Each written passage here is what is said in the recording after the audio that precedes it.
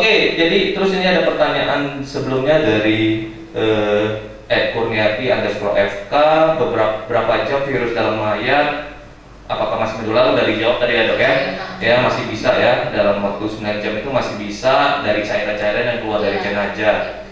Oke, terus ini kalau misalnya PDP, jadi PDP itu pasien dalam pengawasan, artinya dia menunjukkan gejala-gejala yang mengarah ke COVID-19, tetapi konfirmasi hasil swabnya melalui PCR belum keluar. Terus tiba-tiba dia keluar, tiba-tiba dia meninggal dok. Kemudian meninggal dan hasil swab belum keluar. Itu gimana perlakuannya dok?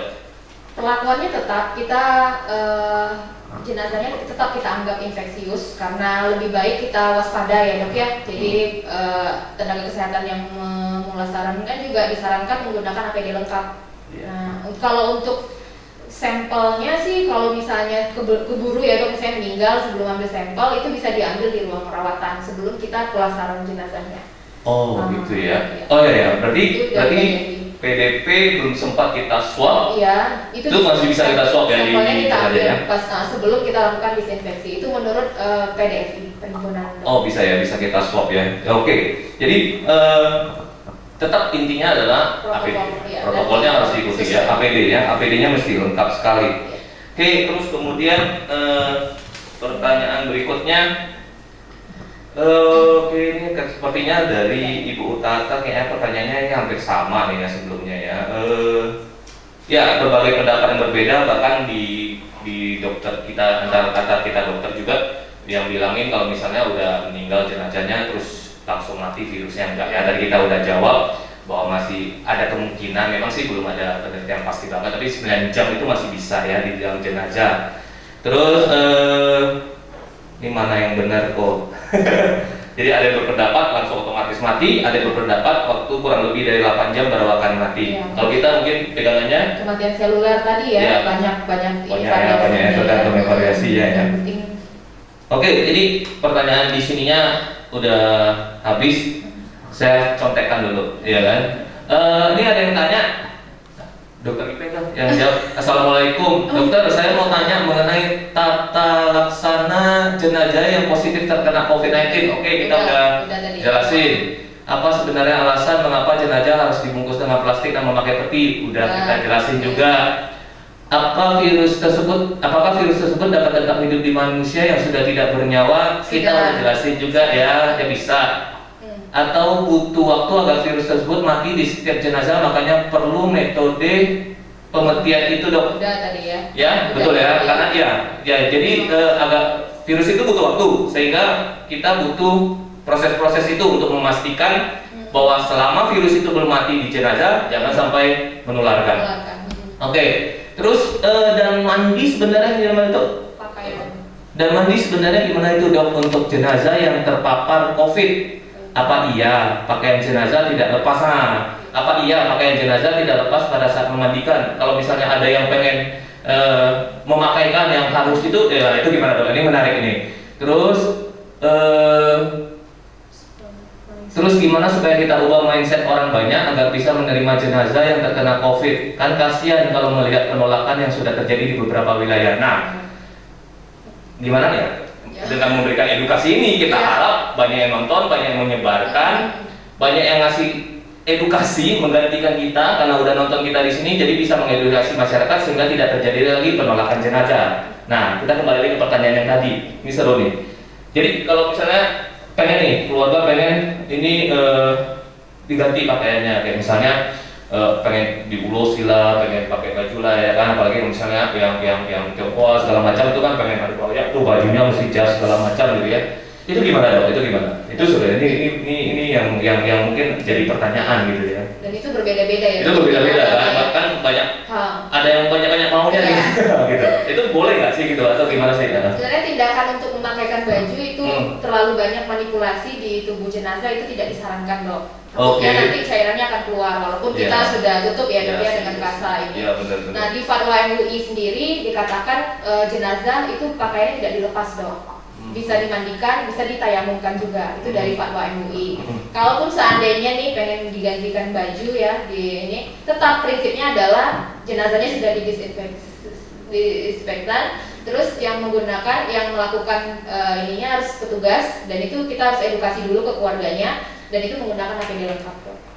Oke, jadi mungkin dari kita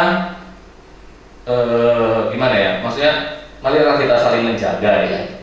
Marilah kita saling menjaga. Semuanya aman gitu. Petugas kesehatan kita yang di kamar jenazah, yang ngurusin jenazah juga aman, keluarga juga aman, masyarakat juga aman. Ya ikutilah aturan-aturan yang seharusnya ya. Maksudnya mungkin ya tidak bisa seperti gimana kita ingin di pengurusan jenazah gitu ya. Ya tapi setidaknya kita akan berusaha tetap menghormati hak-haknya jenazah, gitu ya, hak-haknya keluarga. Oke, ini coba kayaknya nggak ada yang ngirim ini nih. Boleh, ini coba saya lihat dari sini. Kalian boleh ngasih pertanyaan ya, kalian boleh ngasih pertanyaan di Instagramnya saya @widihartono. Boleh kasih pertanyaan juga di Instagramnya ID Cabang Pekanbaru @id_cabang ya, _ Pekanbaru ya, benar ya. Terus kemudian bisa juga di Instagramnya Dr. Syarifah. Apa @syarifah_patria ya. Kalian bisa, ini saya lagi lihat di Instagram saya belum ada pertanyaan yang masuk apa karena koneksinya juga ini. Tapi yang pasti sih mungkin dari penjelasan kita saya rasa sih udah cukup padat ya, singkat, padat dan jelas. Harusnya sih begitu ya. Harusnya begitu. Jadi ada mungkin hal-hal lain lagi yang ingin ditambahkan Dr. Ipeng? Pesan saya sih jangan tolak jenazah. Ya, saya suka tagline tuh. Saya suka tagline, kami sudah memberikan jasa, tolong jangan tolak jasad kami. Gitu ya. Oke, jadi coba saya cek lagi terakhir apakah ada yang bertanya yang kira-kira ini? 4 jam. Ada yang ini? Ada yang bertanya nggak kira-kira dari IG Live? Soalnya kayaknya dari ininya sih nggak ada nih. Oke, saya rasa Ada cukup. yang nanya yang 4 jam itu kenapa pemulasarannya? Kenapa harus dikumpulin di bawah 4 jam? Kurang dari 4 jam ya. Ya. Itu benar sekali ya, Dok ya. Dari Kementerian, protokol dari Kementerian Agama, dari Fatwa MUI, juga dari PDFI itu disarankan memang kurang dari 4 jam. Karena 4 jam itu adalah waktu yang dibutuhkan oleh virus untuk ekstravasasi keluar sel dan bersifat infeksius. Jadi ujung-ujungnya adalah memang untuk mencegah penularan lagi, Dok. Karena itu berbahaya. Jadi dia bisa ikut keluar bersama cairan. Iya. Jadi tetap lagi ke prinsipnya lebih cepat lebih baik. Ya, lebih cepat lebih baik. Untung ini nggak politik ya. Lebih cepat lebih baik. Ya, jadi ya itulah ya, untuk melindungi semua sih sebenarnya ya. Jadi benar-benar deh ya, kita sih mengerti pengennya keluarga gimana ya. Tapi mungkin dalam keadaan pandemi begini tidak semuanya itu bisa kita lakukan secara normal ya. Kehidupan kita aja nggak bisa normal gitu. Konon dengan hal-hal yang jelas-jelas bisa beresiko menimbulkan gangguan kesehatan. Ya kan, kenapa kita harus memaksakan sesuatu ya kan untuk seperti normal ya nggak bisa. Ya nggak bisa ya, oke. Terus ini LK Barus, pertanyaan saya terjawab kenapa harus 4 jam. Ya ini ada pertanyaan 4 jam. Sorry ya, tadi kelupaan. Itu Dokter IP-nya ingat. Oke. Terus kira-kira apa lagi ya kita ya yang ingin kita sampaikan ya? Kalau dari saya pribadi sih mungkin ya itulah, stigma negatif itu tolong dihilangkan kali ya, Dok ya.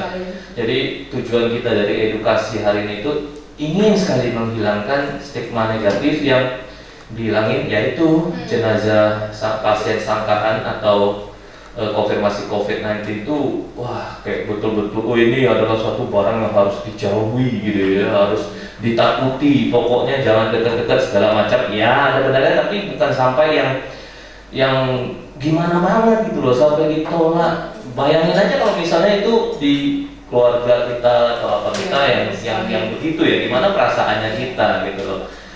Kayak kemarin lihat di sosmed yang perawat tuh kasihan loh. Iya. Dokter udah lihat nggak? Saya udah lihat. Ibunya sampai nangis loh. Mohon ya. Tolong dikuburin itu. Saya nggak ngerti sih itu ya kan, jadi ngegas atau jadi ngegas ya kan. Bayangin anaknya perawat, dia merawat pasien COVID, ya kan. Terus dia meninggal karena tertular COVID. Terus waktu meninggal nggak diizinkan untuk dikuburin tuh. Ya kan kemanusiaannya di mana? Nggak ngerti saya. Benar sekali Dr. Widi. Saya sangat menyayangkan kejadian tersebut. Mungkin saya nggak berada di lokasi ya, tapi saya yakin pihak rumah sakit itu sudah melakukan sesuai dengan protokol ya, dan sudah berusaha semaksimal mungkin sebenarnya. Cuma ya itu, saya mungkin sebagai dokter forensik juga ingin memberitahu kepada masyarakat bahwa sebenarnya jenazah tersebut kalau memang sudah dilakukan penatalaksanaan sesuai dengan protokol ya kan, sesuai dengan kementerian, fatwa MUI, WHO, PDFI sendiri, itu kita anggap jenazahnya itu sudah aman dan kita tidak akan menularkan ke yang ini ke kita. Jadi nggak usah takut, jangan ditolak gitu.